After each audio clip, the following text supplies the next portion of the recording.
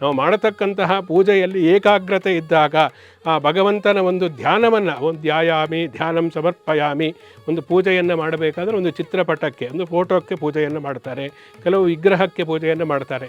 ಆ ವಿಗ್ರಹದಲ್ಲೂ ಕೂಡ ಎಷ್ಟೋ ಜನಕ್ಕೆ ಸಂದೇಹ ಇದೆ, ವಿಗ್ರಹ ಮನೆಯಲ್ಲಿ ಎಷ್ಟು ಇಟ್ಕೋಬೋದು, ಯಾವ ವಿಗ್ರಹ ಇಟ್ಕೊಳ್ಬೇಕು, ಎಷ್ಟು ಎತ್ತರದ್ದು ಇಟ್ಕೊಳ್ಬೇಕು, ಇವೆಲ್ಲವನ್ನು ನಾವು ತಿಳಿದುಕೊಳ್ಳಬೇಕು. ಎಷ್ಟೋ ಜನರಿಗೆ ಇದೇ ಒಂದು ದೊಡ್ಡ ಸಮಸ್ಯೆ, ವಿಗ್ರಹಗಳು ಒಂದೇ ದೇವರದ್ದು 10 ವಿಗ್ರಹಗಳನ್ನು ಇಟ್ಟುಕೊಂಡಿರ್ತಾರೆ.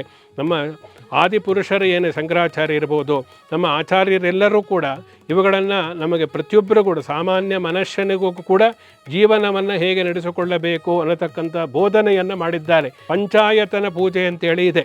ಜೊತೆಯಲ್ಲಿ ಅವರ ಇಷ್ಟ ದೇವರು ಕುಲದೇವರ ಪೂಜೆಯನ್ನು ಮಾಡತಕ್ಕಂಥದ್ದು. ಪ್ರತಿಯೊಬ್ಬರಿಗೂ ಕೂಡ ಅವರ ಜಾತಿ ಜನಾಂಗಕ್ಕೆ ಸಂಬಂಧಪಟ್ಟಂತಹ ಕುಲದೇವರನ್ನು ಅವರು ಆರಾಧಿಸಿಕೊಂಡು ಬಂದಿರ್ತಾರೆ, ಅದನ್ನು ಪೂಜೆಯನ್ನು ಮಾಡತಕ್ಕಂಥದ್ದು. ಮನೆಯಲ್ಲಿ ಕೆಲವು ಚಿತ್ರಪಟಕ್ಕೆ ಪೂಜೆಯನ್ನು ಅಂದರೆ ಫೋಟೋಕ್ಕೆ ಪೂಜೆಯನ್ನು ಮಾಡತಕ್ಕಂಥದ್ದು, ಕೆಲವು ವಿಗ್ರಹಕ್ಕೆ, ಅದರಲ್ಲಿ ಪಂಚಾಯತನ ಅಂದರೆ 5 ವಿಧವಾದಂತಹ ವಿಗ್ರಹಗಳನ್ನು ಮನೆಯಲ್ಲಿ ಇಟ್ಟು, ಅದು ಅಂಗುಲ ಪ್ರಮಾಣ ಅಂದರೆ 3 ಅಂಗುಲ 3 ಇಂಚು ವಿಗ್ರಹವನ್ನು ಮನೆಯಲ್ಲಿ ಇಟ್ಟು ಪೂಜೆಯನ್ನು ಮಾಡಬಹುದು. ಅದು ಪಂಚಾಯತ 5 ವಿಧವಾದಂದರೆ ಯಾವುದು? ಒಬ್ಬರಿಗೆ ಶಿವ ಕುಲದೇವರಾಗಿರ್ಬೋದು, ಇನ್ನೊಬ್ಬರಿಗೆ ಮಹಾವಿಷ್ಣು ಕುಲದೇವರಾಗಿರ್ಬೋದು, ಇನ್ನೊಬ್ಬರಿಗೆ ದುರ್ಗಾಮಾತೆ ಕುಲದೇವರಾಗಿರ್ಬೋದು. ಆ ಕುಲದೇವರನ್ನು ಮಧ್ಯದಲ್ಲಿ ಇಟ್ಟು ಸುತ್ತದಲ್ಲಿಯೂ ಕೂಡ ಈಶ್ವರ, ಶಿವ, ವಿಷ್ಣು, ಅಂಬಿಕಾ, ಗಣನಾಥ, ಮಧ್ಯದಲ್ಲಿ ಸೂರ್ಯನ ಸಾಲಿಗ್ರಾಮ ಅನ್ನತಕ್ಕಂಥದ್ದು ಬರುತ್ತೆ. ಸೂರ್ಯ ಪ್ರತ್ಯಕ್ಷವಾದಂತಹ ದೇವರಾಗಿರುವುದರಿಂದ ಸೂರ್ಯನನ್ನು ನಾವು ಪ್ರತ್ಯಕ್ಷವಾಗಿಯೂ ಕೂಡ ಸೂರ್ಯ ನಮಸ್ಕಾರ ಇವೆಲ್ಲವನ್ನು ಹೇಳ್ತಾರೆ. ಆ ವಿಧದಲ್ಲಿ ಅರ್ಚನೆಯನ್ನು ಮಾಡುವುದಕ್ಕೆ ಬರುತ್ತೆ.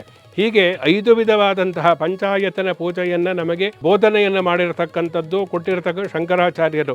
ಯಾರಿಗೆ ಯಾವ ಇಷ್ಟ ದೇವರಿದೆಯೋ ಅದನ್ನು ಮಧ್ಯದಲ್ಲಿಟ್ಟು ಉಳಿದ ದೇವರುಗಳನ್ನು 4 ದಿಕ್ಕಿನಲ್ಲಿ ಇಟ್ಟು ಆ ಮೂಲಕ ವಿಗ್ರಹ ಪೂಜೆಯನ್ನು ಮಾಡಬಹುದು. ಅದರಲ್ಲಿ ದೊಡ್ಡ ವಿಗ್ರಹವನ್ನು ನಾವು ಇಟ್ಟು ಮನೆಯಲ್ಲಿ ಪೂಜೆಯನ್ನು ಮಾಡಬಾರದು. 3 ಇಂಚು ಅಂದರೆ 3 ಅಂಗುಲ ಗಾತ್ರದಲ್ಲಿ ಇರತಕ್ಕಂತಹ ವಿಗ್ರಹವನ್ನು ಮಾತ್ರ ಮನೆಯಲ್ಲಿಟ್ಟು ಪೂಜೆ ಮಾಡಬೇಕು ಅನ್ನತಕ್ಕಂಥದ್ದು ಪ್ರತಿಯೊಬ್ಬರೂ ಕೂಡ ತಿಳಿದುಕೊಳ್ಳಬೇಕಾಗುತ್ತೆ.